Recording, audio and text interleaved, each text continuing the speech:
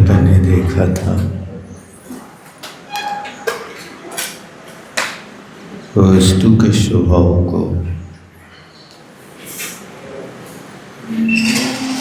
दूसरों के द्वारा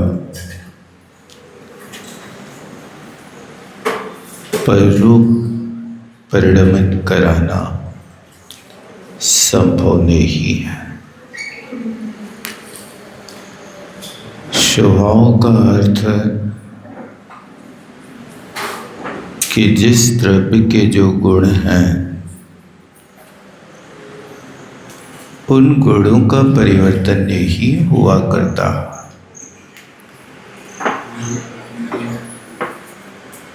गुणों के पर्याय में परिवर्तन होना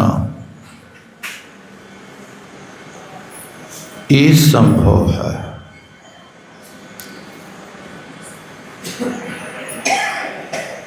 दूध को मीठे से खट्टा बनाया जा सकता।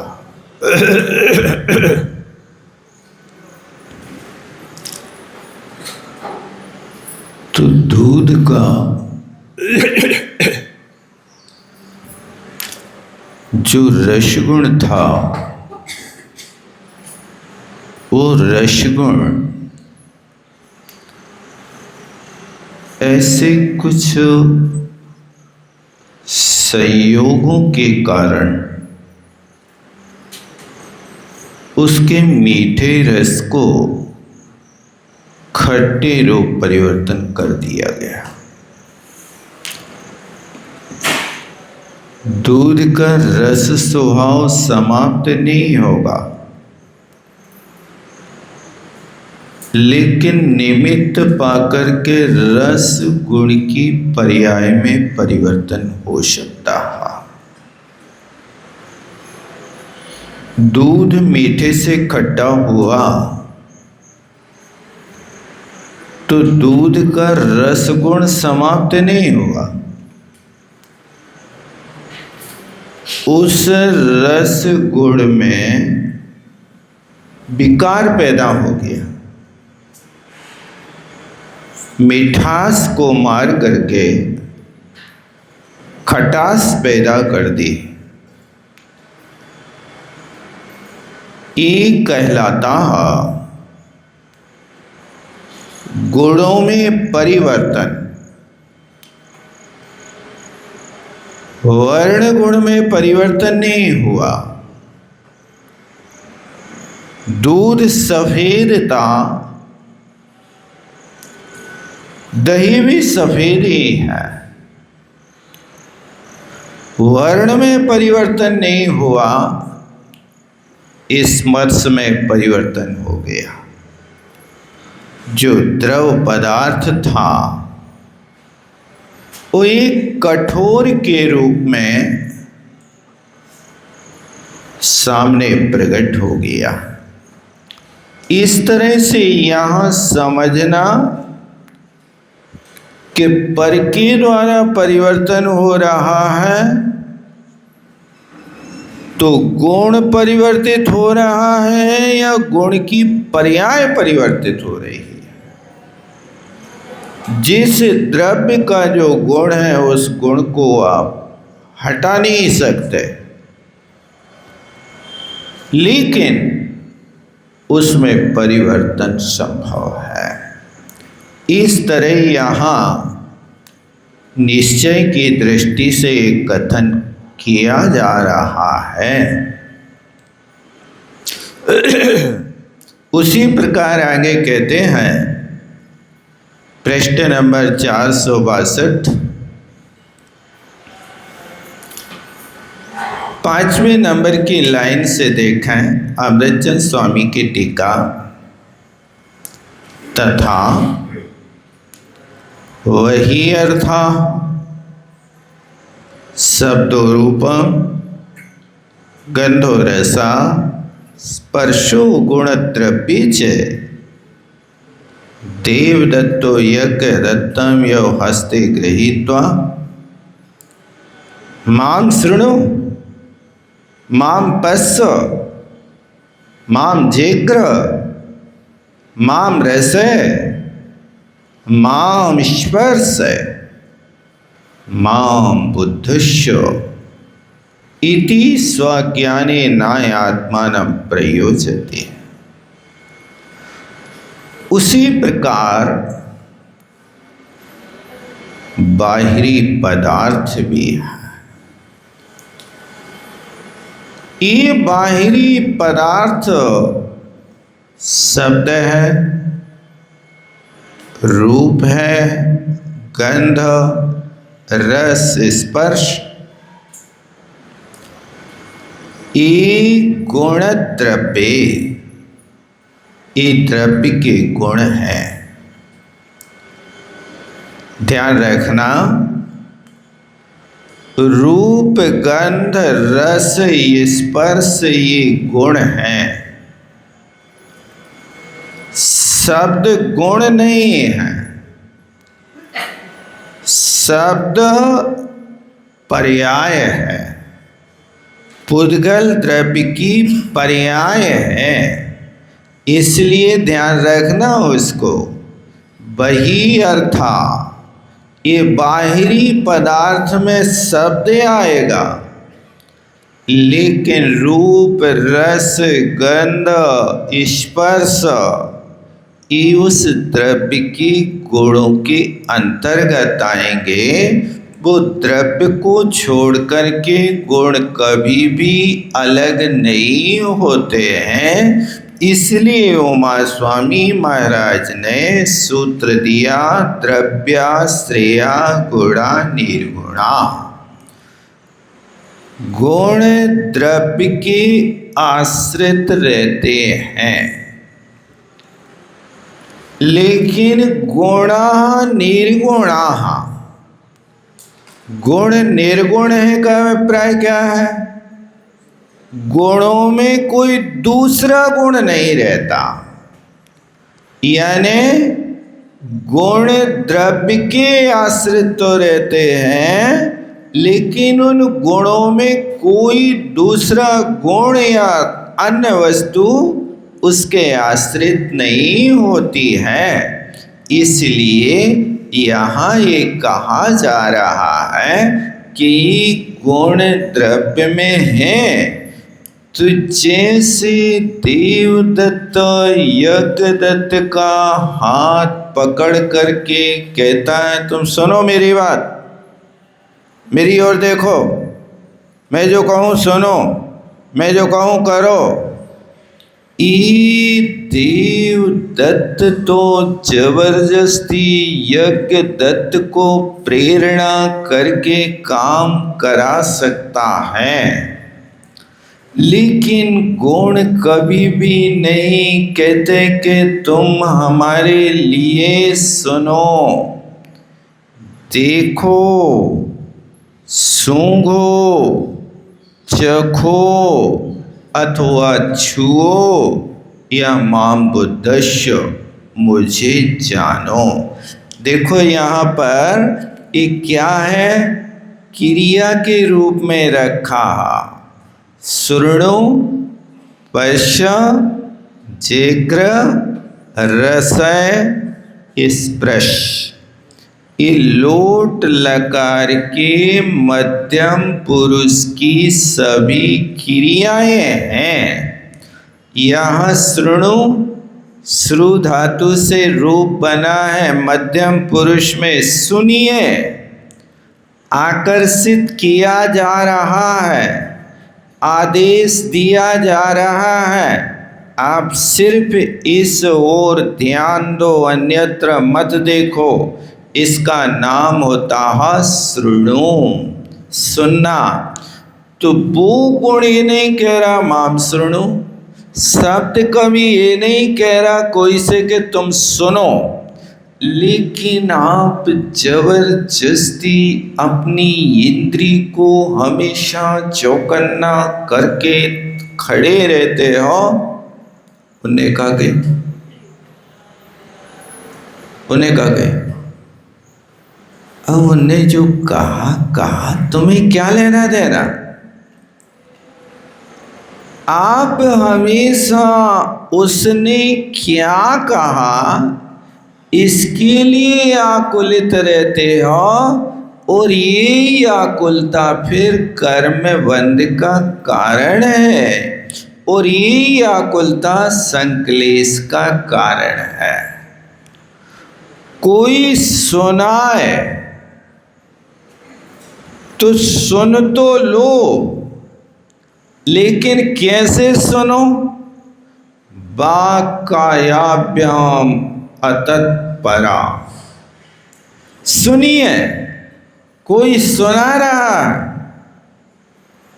तो सुन करके वाक् तत्परा, वचनों को बोलने की कोशिश मत करो, क्योंकि सब जगह बोल करके ही परिचय दिया जाता है ऐसी कोई गारंटी नहीं है। दीपक अपना परिचय कभी बोल करके नहीं देता। दीपक का परिचय उसका प्रकाश से हुआ करता है। आपका परिचय आपके गुणों से होवे, और आपके गुणों को देख करके व्यक्ति को ये महसूस हो आप वास्तव में संत पुरुष हैं, सज्जन पुरुष हैं। ये चीज तो बिना बोले दिल की बात बता देता है। असली नकली चेहरा आपके दिल में क्या है, ये आपके चेहरे को पढ़ करके दुनिया जान लेती है कि आप क्या कहना चाह रहे हैं। इसलिए कोई सुना तो अतत्पर रहो। यदि उसमें तत्पर होगे तो संक्लेश बढ़ेगा। आपने चला करके पूछा क्या कह रहा था वो, अब उसने कहा तो कुछ था और इसने बीच में कारस्तानी कर ली। अरे क्या बताए, मत पूछो यार, बताओ तो। आपके ही विषय में चर्चा कर रहा था, हमारे विषय क्या कह रहा था, मत पूछो भाई साहब, अरे बताओ तो। अब उसने कह दिया अपनी तरफ से कि वो कह रहा था यार जी बड़े बेईमान है। अब देखो, तुमने अपने जान बूझ करके अपने पैर पे कुल्हाड़ी पटक ली ना। अब वो बताना नहीं चाह रहा था, बार बार कह रहा था मत पूछो मत पूछो। अब पूछ लिया तो माला फेर हो कि गालियां दे हो। अब वो हमसे बेईमान कह रहा था, उसके बाप को हमने का चुरा लो, बताओ काय की बेईमानी करे। इससे भी निपट हो और वहां जाकर के उसके घर में 7 पैरी की बातें सुने। ये झगड़े की जड़ कहां से उत्पन्न हुई? आपने स्वयं ने ये झगड़ा मोल लिया। वो सुना नहीं रहा था, और फिर उसने कहा है कि ये सामने वाला तुम्हें बिचका रहा है। क्या है ये भी तो देखो ना।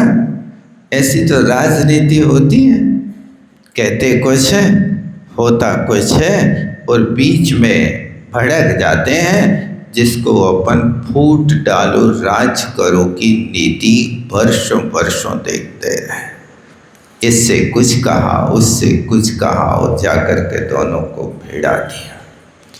इसलिए कहा कि ये शब्द जबरदस्ती किसी को प्रेरणा नहीं करते कि भैया तुम हमें सुनो, लेकिन आप प्रेरणा करके आगे का समाचार जानना चाहते हो और उस समाचार को जान करके फिर अंत में आप स्वयं संकलेश लेना चाहते हो। ये तो आचार्यों ने कहा कि कोई सुनाए फिर भी न सुनो, लेकिन उनकी बात को तो छोड़ करके आप जबरदस्ती हाथ पकड़ करके सुन रहे हो।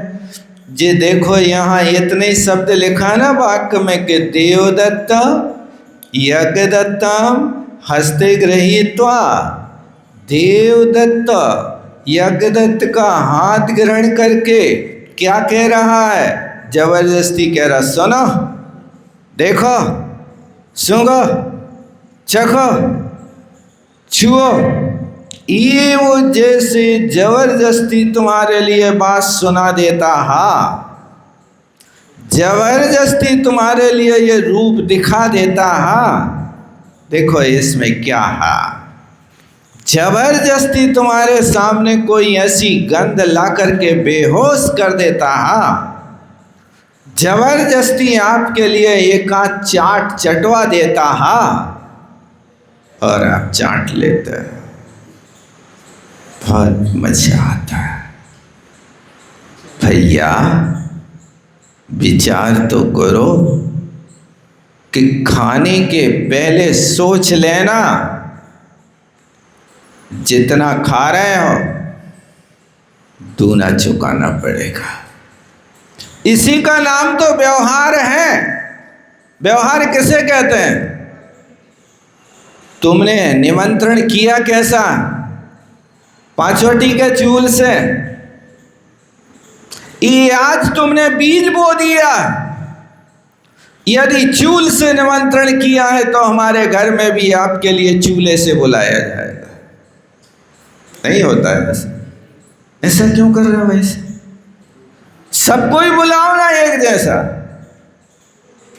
नहीं, पूरे गांव में 10-5 लोग तो चूल्हे से हैं, उन्हीं को तो चूल कहते हैं। और शेष 90% लोग अकेले अकेले हैं। ऐसा क्यों?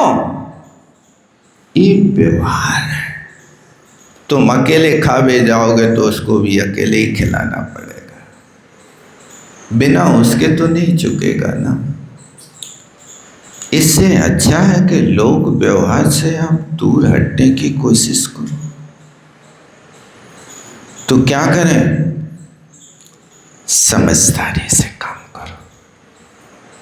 चैनी नीति है, सांप मरे ना लाठी टूटे। लोक व्यवहार चले लेकिन लोक व्यवहार ना टूटे। साधना करो लेकिन ध्यान रखो शरीर टूटे ना और साधना छूटे ना। ये व्यवहार से यदि आप चलते हो तो आप बहुत व्यवहार कुशल हो, और यदि आप इसको छोड़ करके चलते हो तो फिर बस यही दशा होगी कि जिससे ये देवदत्त यज्ञदत्त का हाथ पकड़ करके कह रहा है, सुन मेरी बात, सुनना पड़ेगा, जो हम कहें वो करना पड़ेगा। बड़ा मार रहा है, चांटा पे चांटा मार रहा है और बच्चा रोने लगा, रोएंगे तो और चांटे पड़ेंगे। बड़ों मारे और रोने ना देवे।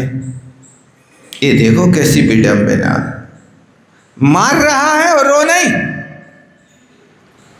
अपनी वेदना को हम कैसे प्रकट करें? वो कुंठित बुद्धि होकर के अंदर अंदर घुट घुट करके बेचारा कुआं और पाताल को खोजेगा।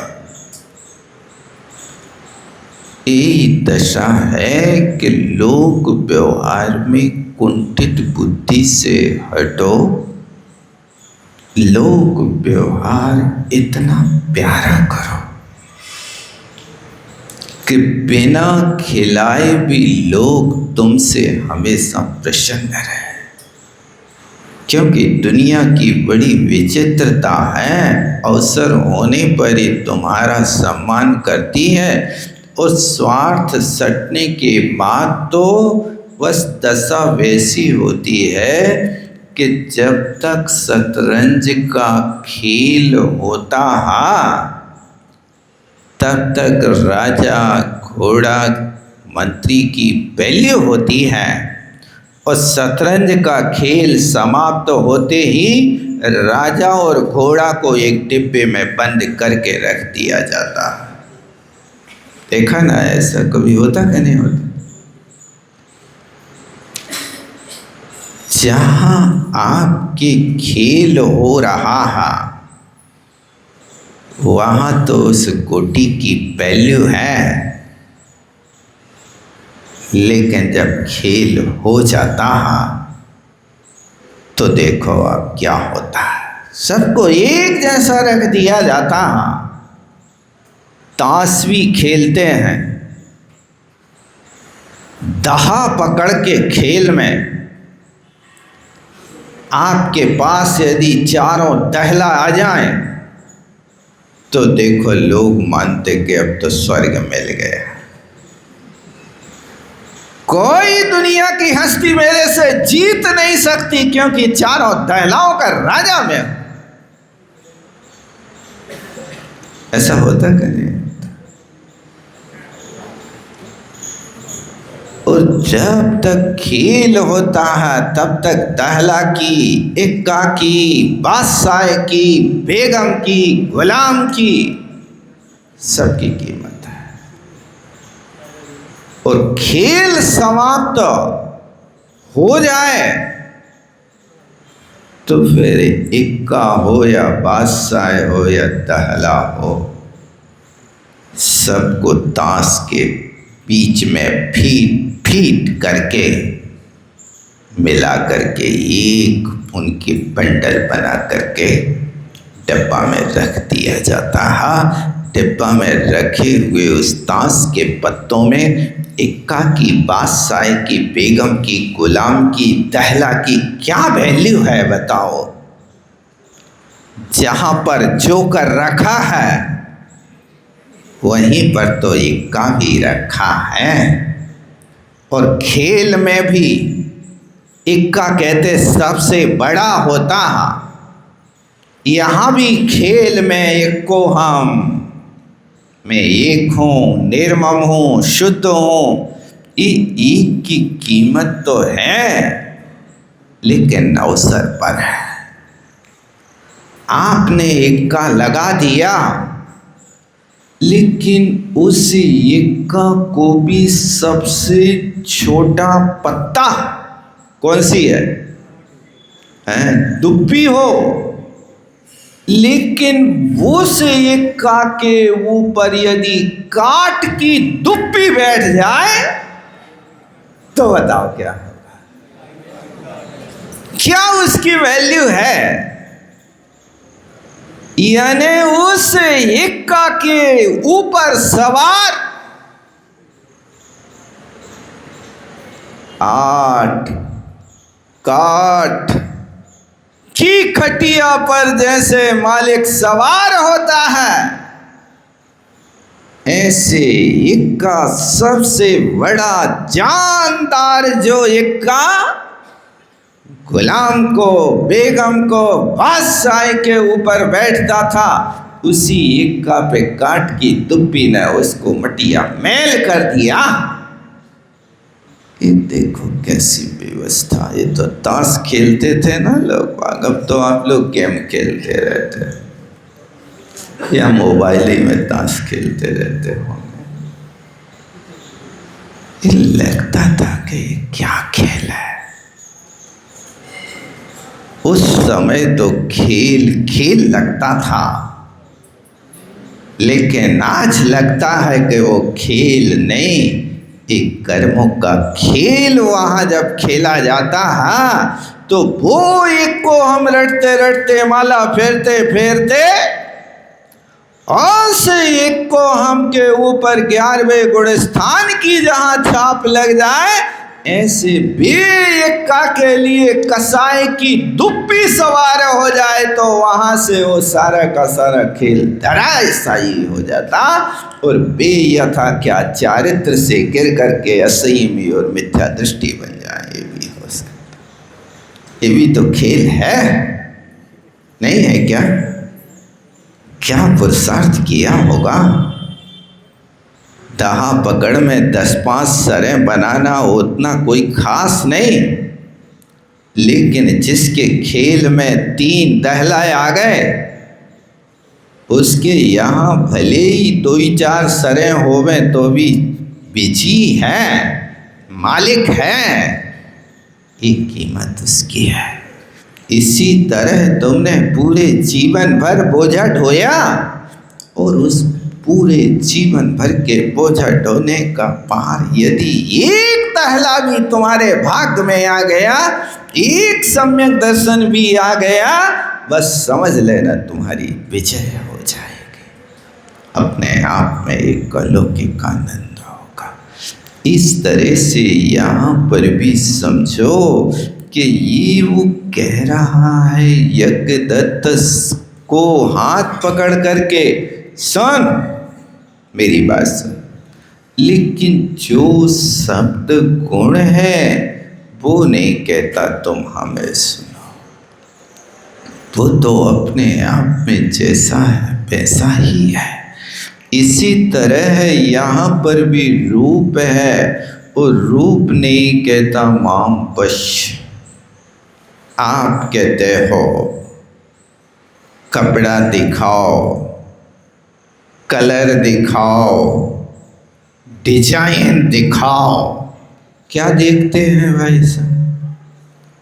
ये चला करके आप देख रहे हो, उसके बंधन में बन रहे हो। और जो साधक के सामने कपड़े के ढेर लगे रहे, कपड़े की दुकान तो देख रहा लेकिन पश्चन नपी न पश्यते, क्या करना उस कपड़े से? महाराज तुम्हारी दुकान पे चले जाएं तो कहो नहीं पूछत भैया जो कपड़ा कितने रुपया मीटर बेचत, पूछते हैं क्या? भैया जो मोबाइल कितने को है, 5 को के 50 को? क्या लेना देना? जब फ्री में भी कोई मोबाइल देवे तो भी नहीं छूना, फिर दुकान पे रेट की तो बात ही क्या है। ये है मोक्ष मार्ग, इसलिए देखने की कोशिश मत करो। दिख जाए तो उस रूप में आंख गड़ा करके मत देखो, क्योंकि पहली दृष्टि वीतरागी, दूसरी दृष्टि रागी, तीसरी दृष्टि अपराधी और चौथी दृष्टि स्थान छोड़ के भागी। यानी पहली बार देखा वितराग भाव है, कोई राग देश नहीं है, और उसी वस्तु को तुमने दूसरी बार आंख गड़ा करके देख लिया, घूर घूर कर देख लिया, वो रागी दृष्टि हो गई, बीत हट गया, अब सिर्फ राग बचा। और तीसरी बार उसी को देखा तो अपराध कर दिया, तो बहुत बड़ा अपराध हो गया। अब कहो बार बार मिच्छा में दुक्कड़म, मिच्छा में दुक्कड़म, मिच्छा में दुक्कड़म। अकेले शब्दों से नहीं, हृदय से कहो, अकेले हृदय से नहीं, आंखों में पानी आया से कहो मेरा पाप मिथ्या मिथ्या, अनर्थ तो हो गया। जब आंखों से पानी निकलेगा तब अपराध धुलेगा। मुख से जबान निकलती रहे तो अकेले जबान के निकलने से अपराध कभी भी शांत नहीं होता। आंखों से पानी आना चाहिए, करुणा आना चाहिए, और जहां पर ऐसी अर्जी होती है मेरा अपराध है, तो हृदय अनुकंपा से भर जाता है। जब तक अपराध बोध नहीं होता तब तक शेर की पीठ पर भी चूहा कबड्डी खेलता रहता है। नहीं खेलता, देखा कभी अब तक? शेर की पीठ पर चूहा कबड्डी खेले, ये अपराध है कि निरपराध है? ये अपराध नहीं, अज्ञान दशा। उसको अभी पता नहीं कि ये राजा है, उसको अभी मालूम नहीं कि ये पराक्रमी है। बस वो तो एक पृथ्वी तल समझ करके कबड्डी खेल रहा है। और जब सिंह पकड़ लेता है हाथों के बीच में, तब अपराध बोध होता।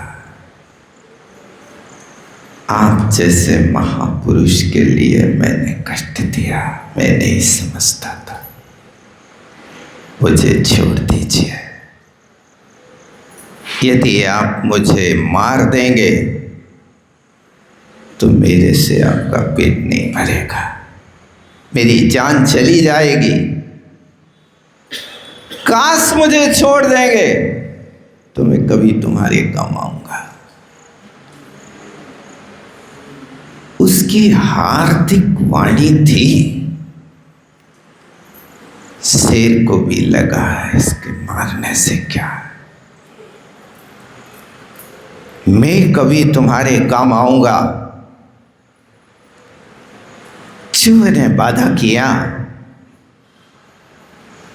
लेकिन शेर ठिठोली ले लेता है, तू मेरे काम आएगा?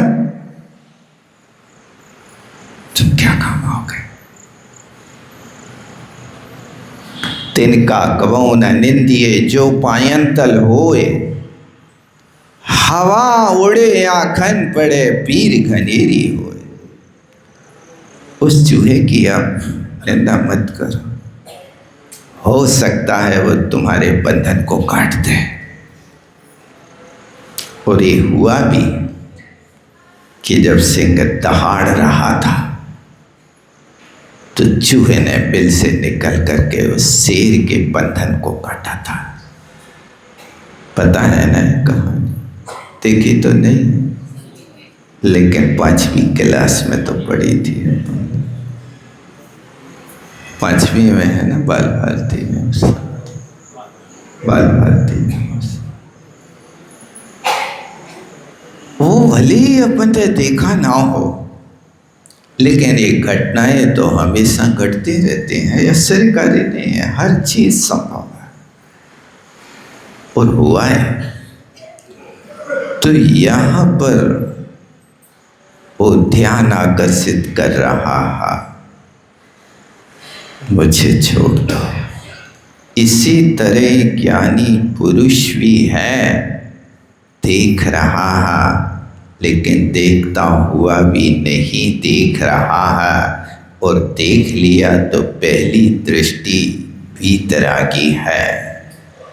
देखना है, हर किसी को देखना है, लेकिन हर किसी के को हृदय में नहीं बैठा लेना। देख लो, सूर्य की परछाई हर व्यक्ति पर पड़ रही है, लेकिन सूर्य कहीं टिक नहीं रहा है। आपके कदम बढ़ रहे हैं तो सूर्य भी आगे बढ़ रहा है। ये पहली दृष्टि वीतरागी, वो दूसरी दृष्टि रागी।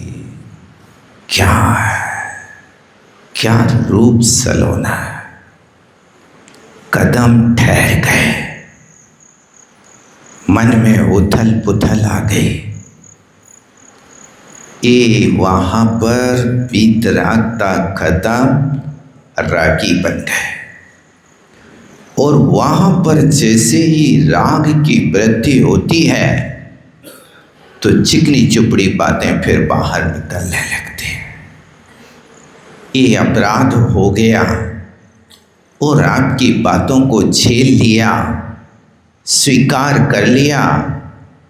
अब स्थान पतित होने में देर नहीं लगेगी। लज्जा समाप्त, मर्यादा खत्म, सम्मान समाप्त, किसी की पूछ रीछ नहीं।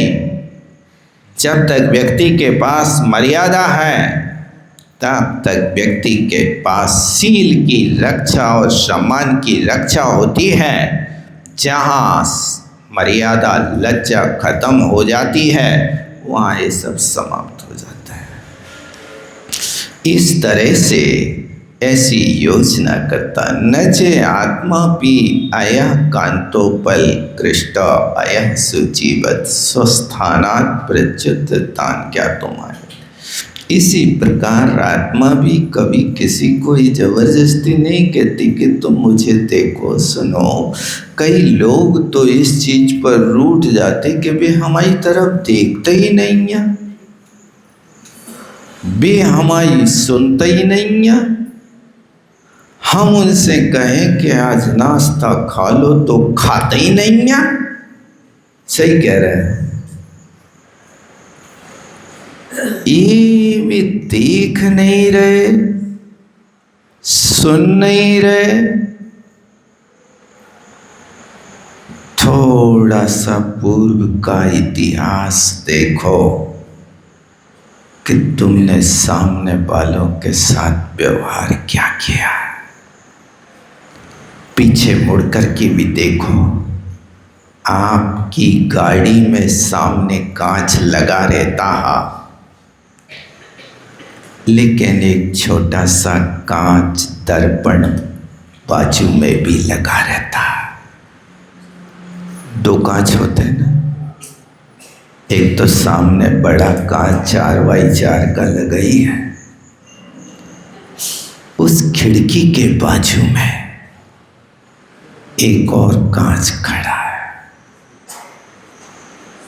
दर्पण है। वो दर्पण ड्राइवर के चेहरा देखने के लिए लगाया है कि पीछे की होने वाली कार्य प्रणाली को देखने के लिए लगाया है। किस लिए लगाया? ड्राइवर को बार बिखर जात हुई है सो वो संभालने के लिए लगा होगा ना? नहीं लगा। ये क्या सूचना मिलती है? सामने वाले कांच से आप भविष्य को देखिए और बाजू में लगा जो छोटा सा दर्पण है अतीत को दिखा रहा है। पीछे देखो कौन चल रहा, कौन साइड मांग रहा, क्या डिमांड है। ये बाजू का दर्पण कभी देखते कि नहीं ड्राइवर लोगों? देखना तो पड़ता। आगे देखते कि पीछे देखते? कहाँ देखते? देख लो, ड्राइवर यदि आगे आगे देखता रहे तो कुशलता है कि नहीं? गाड़ी ब्रेक करना है तो आगे के कांच को देखेगा कि बाजू के कांच को देखेगा? कांच तो सामने ही है दोनों, लेकिन ये क्या अंतर पड़ गया कि ये कांच में भविष्य दिख रहा है और एक कांच में भूत दिख रहा है। क्योंकि जिस कांच में भूत दिख रहा है उस कांच के मुख पर लालिमा थोप दी गई है। ऐसा ही है ना? उसको वहां से पारदर्शिता ना होवे इसलिए उसके सामने लालिमा है और यहाँ पर जो सामने कांच है बिल्कुल पारदर्शी है। तो पारदर्शी कांच क्या शिक्षा देता है? भविष्य बहुत लंबा है, बहुत लंबा है। आप भविष्य को देख करके चलिए, लेकिन भविष्य में जहां अंधे मोड़ हैं वहां संभलिए। भविष्य में जहां पर स्पीड ब्रेकर है, थोड़ी चाल स्लो करिए। भविष्य के कांच में जहां पर टर्न है, 80 की स्पीड पर मत चलाइए। थोड़ा ब्रेक लगाइए, गियर बदलिए, सावधानी रखिए। अब गियर बदलने से टर्न पे काम होगा कि आजू बाजू में भी देखना होगा। ये सारी की सारी कुशलता उस ड्राइवर में होती तभी मंजिल पाता है। आपकी जीवन यात्रा में कितने ब्रेकर हैं? आपकी जीवन यात्रा में कितने मोड़ हैं? आपकी जीवन यात्रा में कितनी रेड बत्तियां जल रही हैं?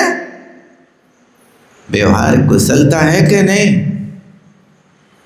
उस व्यवहार कुशलता से जीवन यात्रा करेंगे तो संयम का ब्रेक रखिए, अष्टांग सम्यक दर्शन का हार्न बजाइए और त्रयोदशवें चारित्र का स्टीयरिंग घुमाते घुमाते मंजिल को पाने की कोशिश करिए। इसी बात को यहाँ कहा कि आत्मा भी कहती नहीं कि तुम हमें देखो, सूंघो, रसो, चखो और हमें स्पर्श करो, ऐसा नहीं कहती। जैसे वो अयस्कांतो पल चुंबक होता कृष्ण सूची, जैसे लोहे की सुई को खींच लेता। देखो अया सूची लिखा, स्वर्ण सूची नहीं लिखा, क्योंकि लोहे के पास ही खींचने की योग्यता है। सोना को चुंबक के सामने रखो तो सोना कभी एक भी करवट नहीं बदलेगा। और लोहे की सुई के सामने चुंबक आए तो वो नाचने लगती है। इसलिए आचार्य महाराज ने आया लोहे की सुई होवे, स्वर्ण सलाका नहीं होना चाहिए। तो स्वस्थान से प्रच्युत होकर के खिंच के आ जाती है। इसी प्रकार आत्मा यदि लोहे की सुई के समान कर्मों की चुंबक से चिपकी है तो वो सुनेगी, सूंघेगी, चखेगी, छुएगी, जानेगी। अच्छी बातें नहीं जानेगी, ऐसी बातें जानेगी जैसी प्रीति हराम में वैसे हरि से होए। जैसी खोटी बातों को आप बड़े प्रेम से और दिल से सुनते हो, मन लगा के सुनते हो। आपने एक कांड मेघालय का तो बड़े अच्छे ढंग से कई दिनों से सुना, ऐसा आपने कभी सीता और सोमा के चरित्र को मन लगा के सुना के नहीं?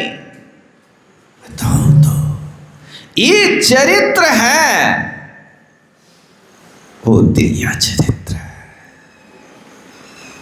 यहाँ पर इस चरित्र को सुनोगे तो आपके लिए कुछ नया रास्ता मिलेगा कि धन्य है जिनने अपने शील की, धर्म की मर्यादा की, कैसे रक्षा करी। पति बन जा रहा है तो कोई ने प्रेरणा नहीं करी, पीछे लग गई। राम कहते हैं देश विदेश में स्त्री को रखना ठीक नहीं।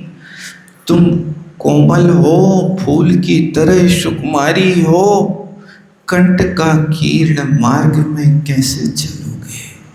समझाया लेकिन नहीं मानी। और फिर चलने लगे। जब गांव से थोड़े से बाहर निकले, सीता के पैर लहूलुहान हो गए।